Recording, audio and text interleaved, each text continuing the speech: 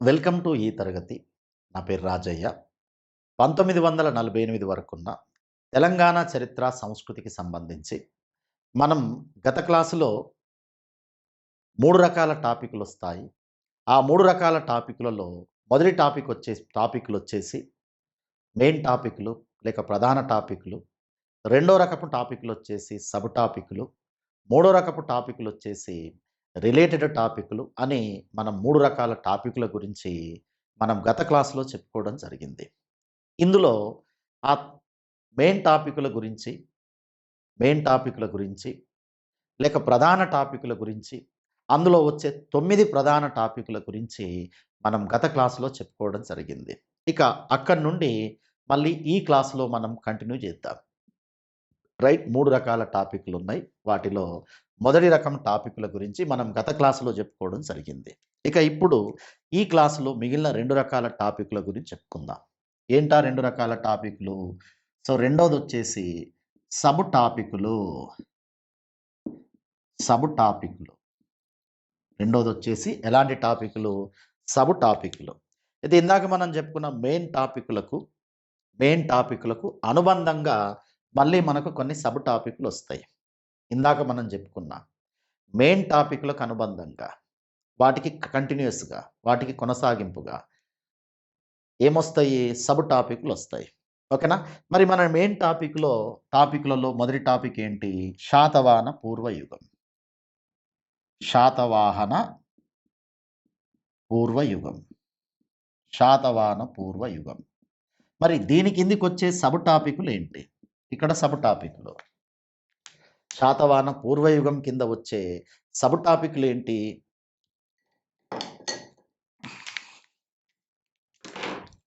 So, sub టాపిక్‌లొచ్చేసి వీటిని చాలా జాగ్రత్తగా అర్థం చేసుకోండి. ఇక్కడ శాతవాహన పూర్వయుగం అనేది మెయిన్ టాపిక్.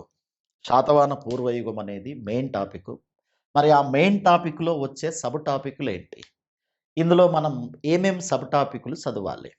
ఓకేనా? వీటిలో మొదటి దాన్ని శిలాయుగంగా పేర్కొనాలి. శిలాయుగం. మొదటిదొచ్చేసి శిలాయుగం. శిలాయుగం. శిలాయుగం. రెండోదొచ్చేసి బృహత్ శిలాయుగం. బృహత్ శిలాయుగం. బృహత్ శిలాయుగం. ఓకేనా? శాతవాహన పూర్వయుగంలో మొదటి సబ్ టాపిక్ శిలాయుగం.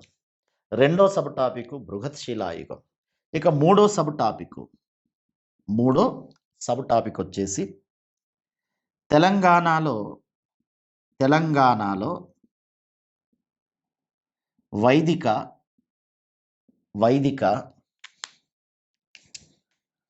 అండ్ జైన మరియు బౌద్ధ మతాల ప్రవేశం. బౌద్ధ మతాల ప్రవేశం. ఓకేనా?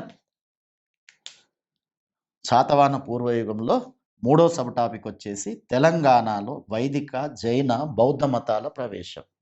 ఇక ఇందులో నాలుగో సబ్ టాపిక్ వచ్చేసి తెలంగాణలో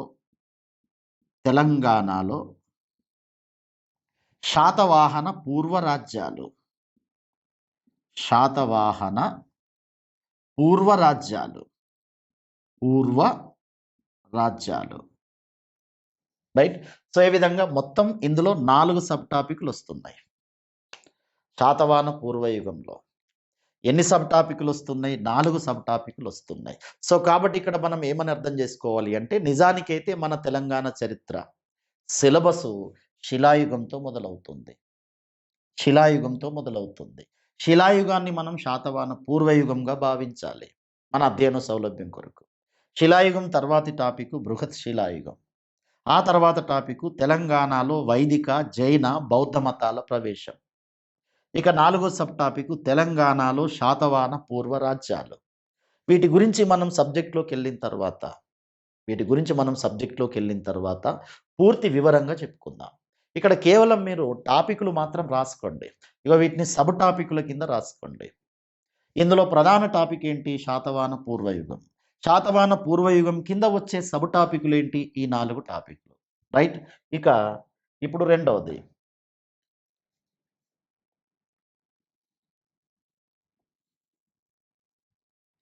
సో, రెండవ మెయిన్ టాపిక్ వచ్చేసి రెండవ మెయిన్ టాపిక్ ఏంటి? శాతవాహన యుగం. శాతవాహన యుగం. రెండో మెయిన్ టాపిక్ వచ్చేసి శాతవాహన యుగం. రైట్. మరి శాతవాహన యుగంలో మనం ఏమేం చదవాలి? నిజానికైతే శాతవాహన యుగం అనేది మన తెలంగాణ చరిత్రలో అతి సుదీర్ఘమైనటువంటి కాలంగా చెప్పొచ్చు. ఎందుకంటే శాతవాహనులు దాదాపుగా 4.5 శతాబ్దాలు పరిపాలించారు. అంటే దాదాపు 450 సంవత్సరాల పాటు శాతవాహనులు పరిపాలించారు. ఇక దీనికి సంబంధించి మనం పూర్తి డెప్త్‌గా అధ్యయనం చేయాలి. లోతైనటువంటి అధ్యయనం మనకిక్కడ చాలా అవసరం. ఎందుకంటే శాతవాహనుల మీద ఖచ్చితంగా ఒక 3-4 ప్రశ్నలు అడిగే అవకాశం ఉంటుంది.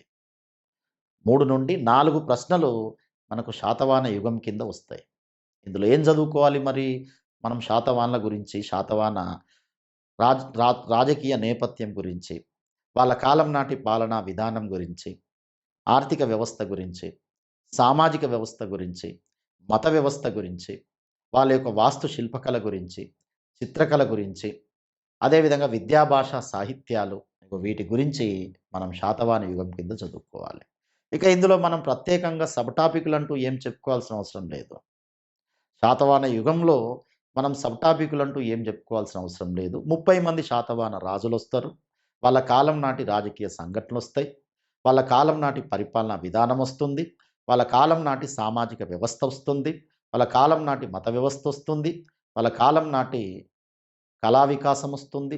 లేక వాస్తు శిల్పకళ, చిత్రకళ ఇలాంటివన్నీ ఇక్కడ మనం చదువుకోవాలి. ఒకవేళ దీన్ని గనక మనం సబ్ టాపిక్‌ల కింద విభజించాలంటే, వాస్తవానికైతే సబ్ టాపిక్‌ల కింద విభజించాల్సిన అవసరం లేదు.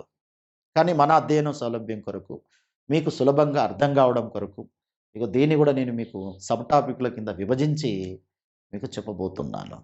రైట్. సబ్జెక్ట్‌లోకెళ్ళిన తర్వాత ఇంకాస్త వివరంగా గూడా చెప్పుకోవడం జరుగుతుంది. మరి ఏం చదువుకోవాలి ఇక్కడ? మనం శాతవాహనుల పరిచయం చదువుకోవాలి. పరిచయం. అసలు శాతవాహనులు ఎవరు? అసలు శాతవాహనులు ఎవరు? శాతవాహనులకున్న నేపథ్యం ఏంటి? శాతవాహనులకున్నటువంటి నేపథ్యం ఏంటి? వాళ్ళ బ్యాక్‌గ్రౌండ్ ఏంటి? అదంతా పరిచయం కింద వస్తుంది. ఓకేనా? ఇక ఆ తర్వాత రాజరిక చరిత్ర, రాజకీయ చరిత్ర, రాజకీయ చరిత్ర లేక శాతవాహన రాజులు, రాజులు లేక శాతవాహన రాజులు.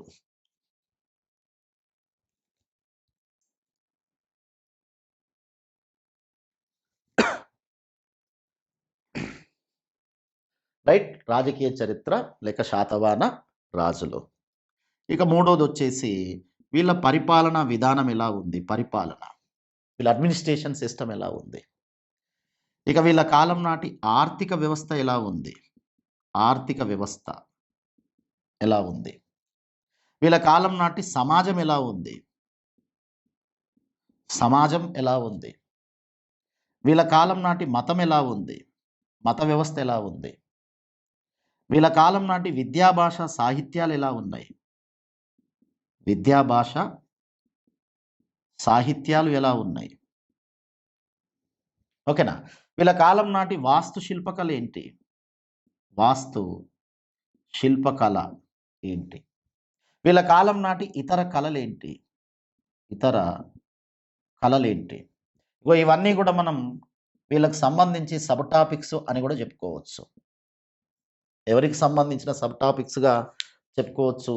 శాతవాహనులకు సంబంధించిన, శాతవాహన యుగానికి సంబంధించినటువంటి సబ్ టాపిక్‌ల కింద మనం దీన్ని చెప్పుకోవచ్చు. ఓకేనా?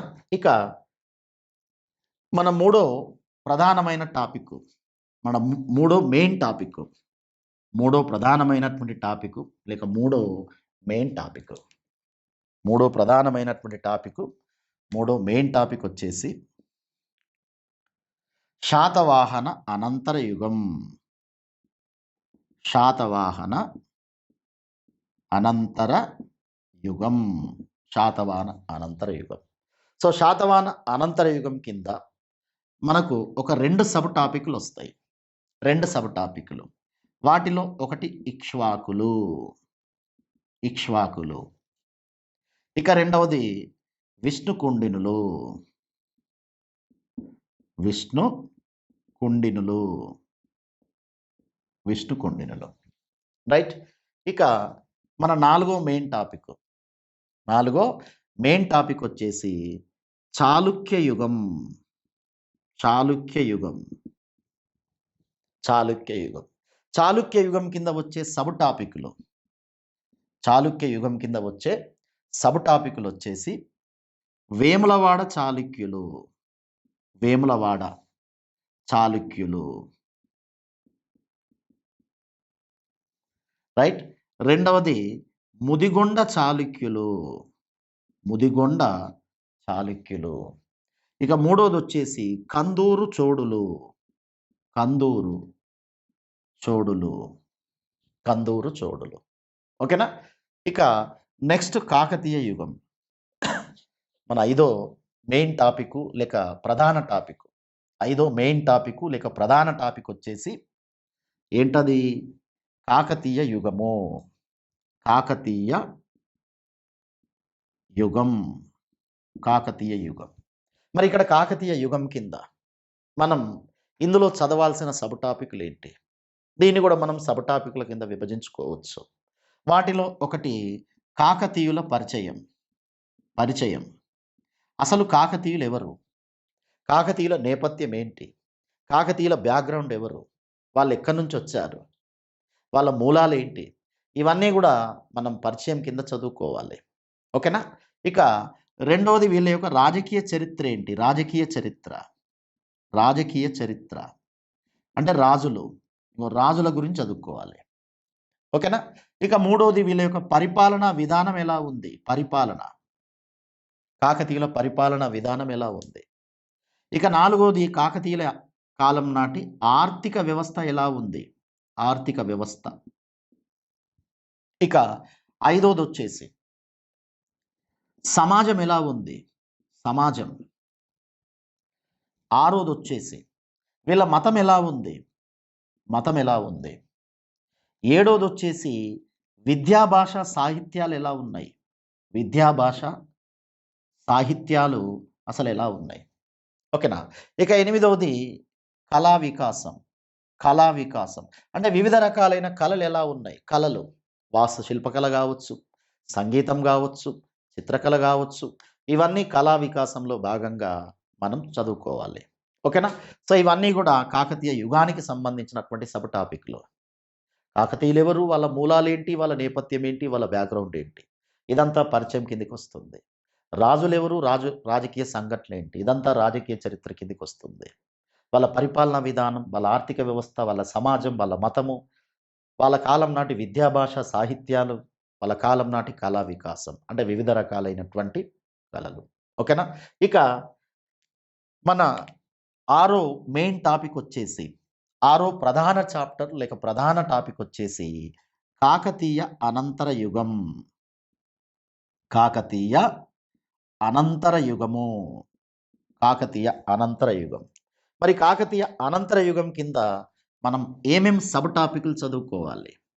కాకతీయ అనంతర యుగం కింద వచ్చే సబ్ టాపిక్లు ఏంటి? సో ఇందులో ప్రధానంగా రెండు సబ్ టాపిక్లు వస్తాయి. కాకతీయ అనంతర యుగం కింద ప్రధానంగా రెండు సబ్ టాపిక్లు వస్తాయి. ఒకటి ముసునూరి నాయంకర రాజ్యం. ముసునూరి నాయంకర రాజ్యం. నాయంకర రాజులు. ముసునూరి నాయంకర రాజులు. ఓకేనా. ఇక రెండవది రేచెర్ల పద్మనాయకులు. రేచెర్ల పద్మనాయకులు. రేచెర్ల పద్మనాయకులు. రైట్. ఇవి రెండు కాకతీయ అనంతర యుగం కింద వచ్చే సబ్ టాపిక్లు. ఇక ఏడో సబ్ టాపిక్ వచ్చేసి కుతుబ్ షాహీల యుగం. కుతుబ్ షాహీల యుగం లేక కుతుబ్ షాహీలు. కుతుబ్ షాహీల యుగం లేక కుతుబ్ షాహీలు. ఈ కుతుబ్ షాహీల యుగం కింద వచ్చే సబ్ టాపిక్లు ఏంటి మరి? కుతుబ్ షాహీల యుగం కింద వచ్చే సబ్ టాపిక్లు. సో వాటిలో మొదటిది వచ్చేసి మళ్ళీ వీళ్ళ యొక్క పరిచయం. అంటే కుతుబ్ షాహీలు ఎవరు? వాళ్ళ యొక్క నేపథ్యం ఏంటి? వాళ్ళ యొక్క బ్యాక్‌గ్రౌండ్ ఏంటి? వాళ్ళు ఎక్కడి నుంచి వచ్చారు? కుతుబ్ షాహీ రాజ్య స్థాపనకు పూర్వం వాళ్ళ యొక్క చరిత్ర ఏంటి? వాళ్ళ యొక్క నేపథ్యం, బ్యాక్‌గ్రౌండ్ మూలం ఏంటి? ఇగో ఇదంతా పరిచయం కింద చదువుకోవాలి. ఇక అదే విధంగా ఇక్కడ సుల్తానులు, సుల్తానులు రాజకీయ చరిత్ర, రాజకీయ చరిత్ర. సో, మరి కుతుబ్ షాహీ సుల్తాన్‌లు ఎవరు? వాళ్ళ కాలం నాటి రాజకీయ చరిత్ర ఏంటి? ఇగో ఇదంతా దేని కిందకొస్తుంది. మళ్ళీ యాజ్ ఇట్ ఈజ్‌గా ఇక్కడ వాళ్ళ యొక్క పరిపాలనొస్తుంది. పరిపాలన. మళ్ళీ యాజ్ ఇట్ ఈజ్‌గా వాళ్ళ యొక్క ఆర్థిక వ్యవస్థొస్తుంది. ఆర్థిక వ్యవస్థ. మళ్ళీ యాజ్ ఇట్ ఈజ్‌గా ఇక్కడ వాళ్ళ యొక్క సమాజమొస్తుంది. సమాజం. మళ్ళీ యాజ్ ఇట్ ఈజ్‌గా మతమొస్తుంది. మతం. సో, మళ్ళీ విద్యా, భాష, సాహిత్యాలొస్తాయి. విద్యా, భాష, సాహిత్యాలు. మళ్ళీ కళా వికాసమొస్తుంది. కళా వికాసం. అంటే వివిధ రకాలైనటువంటి కళలు. ఇవన్నీ కామన్‌గా వచ్చేటటువంటి టాపిక్‌లే నిజానికైతే. మనం శాతవాహనుల దగ్గర ఇగో ఇవే టాపిక్‌లు చదువుకోవాలి సబ్ టాపిక్‌ల కింద. కాకతీయుల దగ్గర, కుతుబ్ షాహీల దగ్గర ఇవే సబ్ టాపిక్‌ల కింద చదువుకోవాలి. ఇలా చదువుకుంటే మనకు సులభంగా అర్థమవుతుంది. కంపేర్ చేస్తూ చదువుకోవాలి. ఉదాహరణకు శాతవాహన కాలం నాటి పరిపాలన ఎలా ఉంది? కాకతీయుల పాలన ఎలా ఉంది? కుతుబ్ షాహీల పాలన ఎలా ఉంది? పాలనలో వచ్చే మార్పులేంటి? వచ్చిన మార్పులేంటి? ఆనాటి సమాజం ఏంటి? కాకతీయుల కాలం నాటి సమాజం ఏంటి? ఈ విధంగా మనం గనక చదువుకుంటే మనకి ఈ సబ్జెక్టు సులభంగా అర్థమవుతుంది. రైట్? ఇక ఇందులో మన ఎనిమిదో మెయిన్ టాపికు. ఎనిమిదో మెయిన్ టాపిక్ ఏంటి? మొఘల్ పాలనలో తెలంగాణ. మొఘల్ పాలనలో తెలంగాణ. మొఘల్ పాలనలో తెలంగాణ. సో, కొద్ది సంవత్సరాల పాటు తెలంగాణ ప్రాంతాన్ని మొఘలాయులు పరిపాలించారు. కాపోతే ఇది చాలా తక్కువ కాలమే అని చెప్పొచ్చు. 1687 నుండి మొదలుకొని 1724 మధ్య కాలంలో తెలంగాణ ప్రాంతాన్ని మొఘలాయులు పరిపాలించారు. ఈ మొఘలాయులు తెలంగాణ ప్రాంతాన్ని దక్కన్ సుబాలో విలీనం చేశారు. ఓకేనా? మరి మొఘల్ పాలనలో తెలంగాణ. ఈ టాపిక్ కింద మనం ఏ సబ్ టాపిక్‌లు చదవాలి? ఎలాంటి సబ్ టాపిక్‌లు చదవాలి? ఇక్కడ ప్రధానంగా మనం ఒక 2 సబ్ టాపిక్‌లు చదవాలి. ఆ రెండింటిలో ఒకటి సుబేదారులు. దక్కన్ సుబేదారులు. దక్కన్ సుబేదారులు లేక మొఘల్ ప్రతినిధులు. లేక మొఘల్ ప్రతినిధులు. ఇంగో దీని గురించి చదవాలి. ఇక రెండో సబ్ టాపిక్ వచ్చేసి సర్దార్ సర్వాయి పాపన్న. సర్దార్ సర్వాయి పాపన్న. ఓకేనా?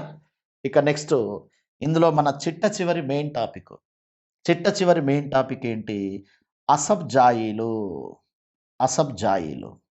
చిట్ట చివరి మెయిన్ టాపిక్ వచ్చేసి అసబ్‌జాయీలు. మరి అసబ్‌జాయీలు అనే మెయిన్ టాపిక్‌లో మనం చదవాల్సినటువంటి సబ్ టాపిక్స్ ఏంటి? అసబ్‌జాయీలు అనే మెయిన్ టాపిక్‌లో మనం చదవాల్సినటువంటి సబ్ టాపిక్‌లు నిజానికి చాలా ఉన్నాయి. ఇక్కడ చాలా సబ్ టాపిక్‌లొస్తాయి. ఇందులో భాగంగా మనం చాలా సబ్ టాపిక్‌ల గురించి చదువుకోవాలి. ఇక్కడ దేన్ని మిస్ చేయొద్దు. నిజానికైతే మన తెలంగాణ చరిత్రలో చాలా పెద్ద టాపిక్ వచ్చేసి అసబ్‌జాయీలు. చాలా పెద్ద టాపిక్ అసబ్‌జాయీలు. ఇక్కడ అసబ్‌జాయీల టాపిక్కు ఒక అడ్వాంటేజ్ ఉంది. ఆ అడ్వాంటేజ్ ఏంటంటే మీరు ఒకవేళ అసబ్‌జాయీల గురించి క్షుణ్ణంగా గనక చదువుకోగలిగితే మీకిది 2 రకాలుగా ఉపయోగపడుతుంది. 2 విధాలుగా ఉపయోగపడుతుంది. ఒకటి మీరు 1948 వరకున్న తెలంగాణ చరిత్ర, సంస్కృతికి ఉపయోగపడుతుంది. 2 1948, 2014 మధ్య కాలానికి చెందిన తెలంగాణ ఉద్యమ చరిత్ర కింద గూడా ఉపయోగపడుతుంది. అంటే తెలంగాణ ఉద్యమ చరిత్రలోను 1948 వరకున్న తెలంగాణ చరిత్రలోను అసబ్‌జాయీల గురించిన ప్రశ్నలు అడుగుతాడు. కాబట్టి మీకు 2 పేపర్‌లలో కూడా అసబ్‌జాయీలు వెరీ, వెరీ ఇంపార్టెంట్. అసబ్‌జాయీలకు సంబంధించి ఇటు తెలంగాణ చరిత్ర 1948 వరకు కనీసం ఒక 3-4 ప్రశ్నలు అడుగుతాడు. అదేవిధంగా తెలంగాణ ఉద్యమ చరిత్రలో కూడా అసబ్‌జాయీల నేపథ్యం మీద ఖచ్చితంగా మనకు 3-4 ప్రశ్నలుంటాయి. అంటే ఓవరాల్‌గా తీసుకుంటే దాదాపుగా 8-10 ప్రశ్నలు అసబ్‌జాయీల గురించి గనక మీరు చదువుకుంటే, క్షుణ్ణంగా చదువుకుంటే, దాదాపుగా 10 వరకు ప్రశ్నలను ఇగో మనం ఎక్స్‌పెక్ట్ చేయొచ్చు. ఇటు తెలంగాణ చరిత్రలోనూ ప్రశ్నలొస్తాయి. అటు తెలంగాణ ఉద్యమ చరిత్రలోనూ దీని మీద ప్రశ్నలొస్తాయి. సో, కాబట్టి ఇది వెరీ, వెరీ ఇంపార్టెంట్. దీంట్లో చాలా టాపిక్‌లొస్తాయి. చాలా సబ్ టాపిక్‌లొస్తాయి. మరి ఏమేం సబ్ టాపిక్‌లు చదవాలి? ముందుగా అసలు అసబ్జాయిలు ఎవరు? వాళ్ళకున్న నేపథ్యం ఏంటి? వాళ్ళ బ్యాక్‌గ్రౌండ్ ఏంటి? ఇగో దీని గురించి చదువుకోవాలి. వాళ్ళ బ్యాక్‌గ్రౌండ్ ఏంటి? వాళ్ళ నేపథ్యం ఏంటి? వాళ్ళ మూలాలేంటి? ఇక నెక్స్టు నిజాం నవాబుల గురించి చదువుకోవాలి. నిజాం నవాబులు. అంటే వీళ్ళ యొక్క రాజకీయ చరిత్ర చదువుకోవాలి. రాజకీయ చరిత్ర. నిజాం నవాబుల యొక్క రాజకీయ చరిత్ర గురించి చదువుకోవాలి. ఓకేనా? ఇక అదే విధంగా వీళ్ళ కాలం నాటి పరిపాలనా విధానం, పరిపాలనా విధానం గురించి చదువుకోవాలి. సో, ఇక్కడ పర్టిక్యులర్‌గా అసబ్‌జాయిల పరిపాలన లేక నిజాం నవాబుల పరిపాలన అనగానే ఇక్కడ మనకు వ్యక్తి గుర్తుకు రావాలి. ప్రత్యేకంగా అతని గురించి చదువుకోవాలి. ఆ వ్యక్తి మొదటి సాలార్ జంగ్. సాలార్ జంగ్. మొదటి సాలార్ జంగ్. నిజాం నవాబుల పాలనా విధానంలో మనకు ప్రత్యేకంగా వచ్చేటటువంటి వ్యక్తి మొదటి సాలార్ జంగ్. మొదటి సాలార్ జంగ్ పాలనా విధానం దగ్గరనే, మొదటి సాలార్ జంగ్ సంస్కరణ దగ్గరనే నిజానికైతే మొత్తం నిజాం నవాబుల యొక్క పాలనా విధానం అంతా వస్తుంది. ఓకేనా? ఇక నెక్స్ట్ వచ్చేసి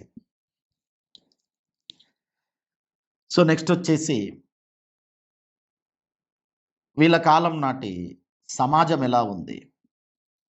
సమాజం. వీళ్ళ కాలం నాటి సమాజం. ఇక్కడ సామాజికంగా చాలా మార్పులొచ్చాయి. నిజాం నవాబుల కాలంలో సామాజికంగా చాలా మార్పులొచ్చాయి. ముఖ్యంగా వెట్టి చాకిరీ, బానిస వ్యవస్థ, ఇగో ఇలాంటి కొన్ని నూతన పరిణామాలు, కొన్ని ప్రజలను ఇబ్బంది పెట్టే పరిణామాలు చోటు చేసుకున్నాయని చెప్పొచ్చు. అదేవిధంగా భూస్వామ్య వ్యవస్థ. ఇగో ఇదంతా గూడా మనం ఆనాటి సామాజిక వ్యవస్థలో భాగంగా అధ్యయనం చేయాలి. ఓకేనా? ఇక అదే విధంగా ఆ కాలం నాటి మత వ్యవస్థ. మతం. సో, మతానికి సంబంధించి గూడా కొన్ని నూతన పరిణామాలు చోటు చేసుకున్నాయి. ముఖ్యంగా మత ఘర్షణలు మొదటిసారిగా ప్రారంభమైనాయి. ఓవైపు ఆర్య సమాజ కార్యక్రమాలు, మరోవైపు ఎంఐఎం కార్యక్రమాలు. ఇగో ఇలాంటి వాటి వల్ల మతపరంగా కొన్ని నూతన పరిణామాలు చోటు చేసుకున్నాయి. మొదటిసారిగా మత ఘర్షణలు గూడా మన తెలంగాణ ప్రాంతంలో చోటు చేసుకున్నాయి. అంటే ఇక్కడ మతం విషయంలో ఒక నూతన మార్పులనేవి మనకు స్పష్టంగా నిజాం నవాబుల కాలంలో కనిపిస్తున్నాయి. అదేవిధంగా నిజాం నవాబుల కాలం నాటి ఆర్థిక వ్యవస్థ ఎలా ఉంది? ఆర్థిక వ్యవస్థ. ముఖ్యంగా ఆర్థిక వ్యవస్థలో భాగంగా ఇక్కడ మనం ఎక్కువగా వ్యవసాయం మీద దృష్టి పెట్టాలి.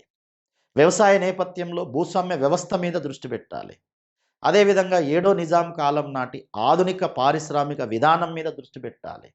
ఇవన్నీ ఆర్థిక వ్యవస్థ కిందికొస్తాయి. ఇవన్నీ ఆర్థిక వ్యవస్థలో భాగంగా రావడం జరుగుతుంది. రైట్? ఇక అదే విధంగా మరి నిజాం నవాబుల కాలంలోనే తెలంగాణ ప్రజల్లో ఒక రకమైన చైతన్యం వచ్చింది. తెలంగాణలో ప్రజా చైతన్యం. తెలంగాణలో ప్రజా చైతన్యం. ప్రజా చైతన్యం. ఇగో ఇది కూడా చాలా పెద్ద టాపిక్ నిజానికైతే. చాలా పెద్ద సబ్ టాపిక్. తెలంగాణలో ప్రజా చైతన్యం వచ్చింది. దానికి ఎన్నో పరిస్థితులు దోహదపడ్డాయి. ఎన్నో కారణాలున్నాయి. ఎంతోమంది వ్యక్తులున్నారు. ఎన్నో సంస్థలున్నాయి. వాటన్నింటి గురించి మనం తెలంగాణలో ప్రజా చైతన్యం అనే సబ్ టాపిక్ కింద చెప్పుకోవాలి. ఓకేనా? ఇక అదే విధంగా నిజాం నవాబుల కాలంలోనే దళిత ఉద్యమాలు మొదలయ్యాయి. వీటినే ఆది హిందూ ఉద్యమాలుగా పేర్కొంటారు. ఆది హిందూ ఉద్యమాలు. ఆది హిందూ ఉద్యమం. ముఖ్యంగా భాగ్యరెడ్డి వర్మ లాంటి సంస్కర్తల గురించి మనం ఈ నేపథ్యంలో చెప్పుకోవాలి. ఓకేనా? ఇక అదే విధంగా తెలంగాణ రైతాంగ సాయుధ పోరాటం. తెలంగాణ రైతాంగ సాయుధ పోరాటం. ఇది కూడా మనకు అసబ్జాయిల కాలంలో వచ్చే ఓ సబ్ టాపిక్. రైట్? ఇవన్నీ కూడా మనకు అసబ్జాయిల కాలం నాటి సబ్ టాపిక్స్. నిజానికి చాలా పెద్ద టాపిక్ మనకు తెలంగాణ చరిత్రలో. ఇందాక చెప్పుకున్నట్టు దాదాపు 10 ప్రశ్నల వరకు మనం దీని నుంచి ఎక్స్‌పెక్ట్ చేయొచ్చు. ఇక వీటితో పాటుగా మన తెలంగాణ చరిత్ర, సంస్కృతికి సంబంధించిన కొన్ని రిలేటెడ్ టాపిక్‌ల గురించి కూడా చెప్పుకోవాలి. రిలేటెడ్ టాపిక్‌లు కూడా మీరు చదువుకోవాలి. రిలేటెడ్ టాపిక్‌లు, రిలేటెడ్ టాపిక్‌లు, రిలేటెడ్, రిలేటెడ్ టాపిక్‌లు. ఇంగో వీటి గురించి కూడా మీరు చదువుకోవాలి. సో, ఈ రిలేటెడ్ టాపిక్‌లు చదివితేనే మీకు ఈ సబ్జెక్ట్ సంపూర్ణంగా అర్థమవుతుంది అని చెప్పొచ్చు మనం. రిలేటెడ్ టాపిక్‌లు కూడా చదివితేనే మీకు ఈ సబ్జెక్ట్ అనేది సంపూర్ణంగా అర్థమవుతుంది. అక్కడక్కడ మీకున్నటువంటి కొంత కన్‌ఫ్యూజన్‌ను ఈ రిలేటెడ్ టాపిక్‌ల ద్వారా మీరు నివారించుకోగలుగుతారు. మరి ఏంటి ఈ రిలేటెడ్ టాపిక్‌లు అంటే, తెలంగాణ అనేటువంటి పదం. తెలంగాణ పదం. అసలు తెలంగాణ అనేటువంటి పేరు ఎలా వచ్చింది? ఆ పేరు వెనుక ఉన్నటువంటి చరిత్ర ఏంటి? ఇగో దీని గురించి ముందు మీరు చదవాలి. తెలంగాణ పదం. రైట్? ఇక నెక్స్ట్ రెండవది. రెండవదొచ్చేసి వాకాటకులు. వాకాటకులు. వాకాటకులు. ఈ వాకాటకుల చరిత్ర నిజానికైతే భారతదేశ చరిత్రలో అంతర్భాగం. వీళ్ళు మన విష్ణుకుండినులకు సమకాలీనంగా మధ్య భారతాన్ని పరిపాలించారు.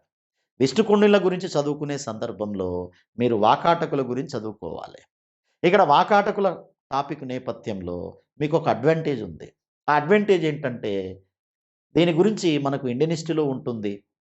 ఇండియన్ హిస్టరీలో ఉంటుంది కాబట్టి, అక్కడ గనక మీరు వాకాటకులు చదివితే, సో, ఇది మనకు తెలంగాణ చరిత్రలో విష్ణుకుండినుల దగ్గర వీళ్ళ ప్రస్తావన వస్తుంది కాబట్టి, ఇక్కడ విష్ణుకుండినులు కూడా మీకు సులభంగా అర్థమవుతారు. ఓకేనా? ఇక నెక్స్ట్ బాదామి చాళుక్యులు. బాదామి చాళుక్యులు. బాదామి చాళుక్యులు. అండ్ రాష్ట్రకూటులు. రాష్ట్రకూటులు. నెక్స్ట్ కళ్యాణి చాళుక్యులు.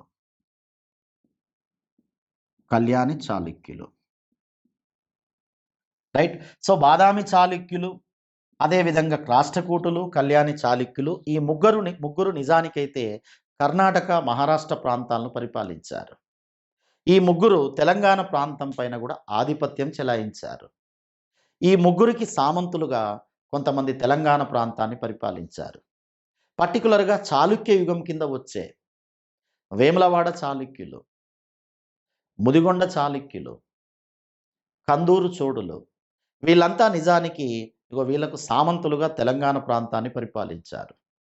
అదేవిధంగా కాకతీయ యుగంలో మనం చెప్పుకోబోయే కాకతీయులు. కాకతీయులు మొదట్లో నిజానికైతే రాష్ట్రకూటులకు సామంతులుగా, కళ్యాణి చాళుక్యులకు సామంతులుగా తెలంగాణలో వెలుగులోకొచ్చారు.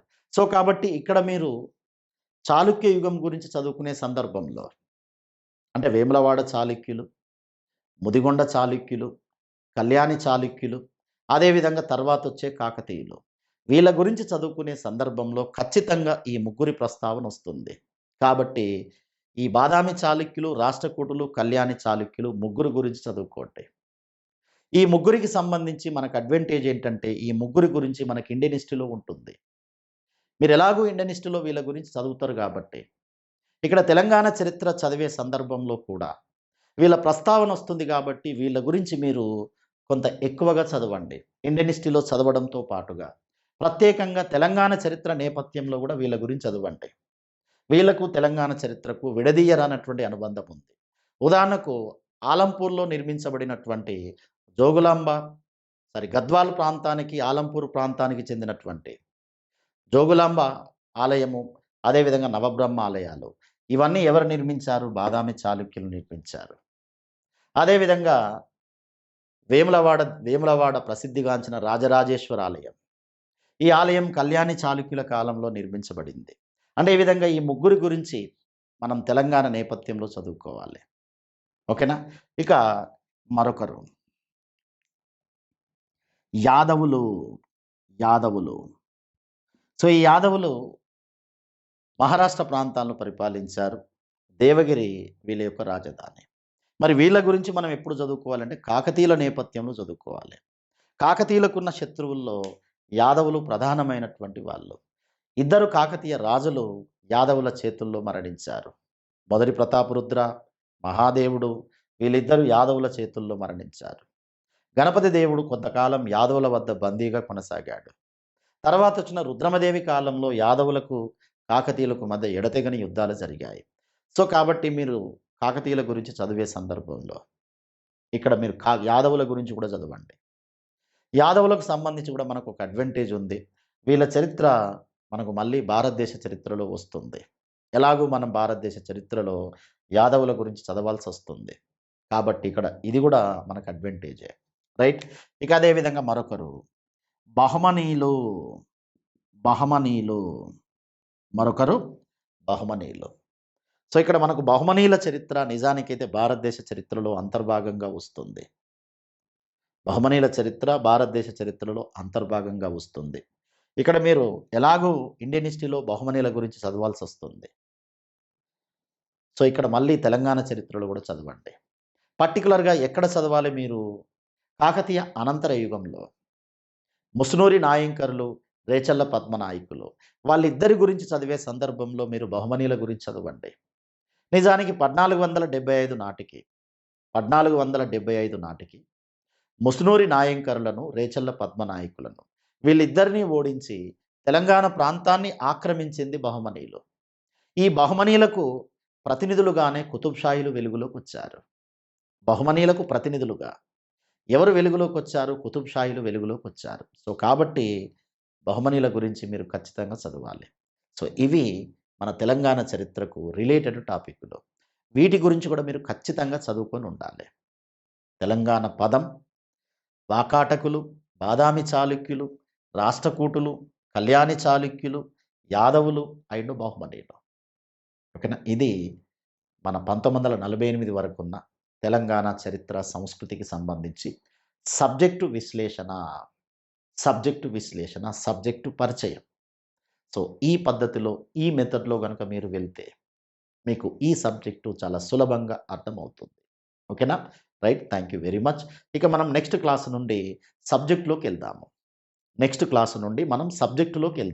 రైట్.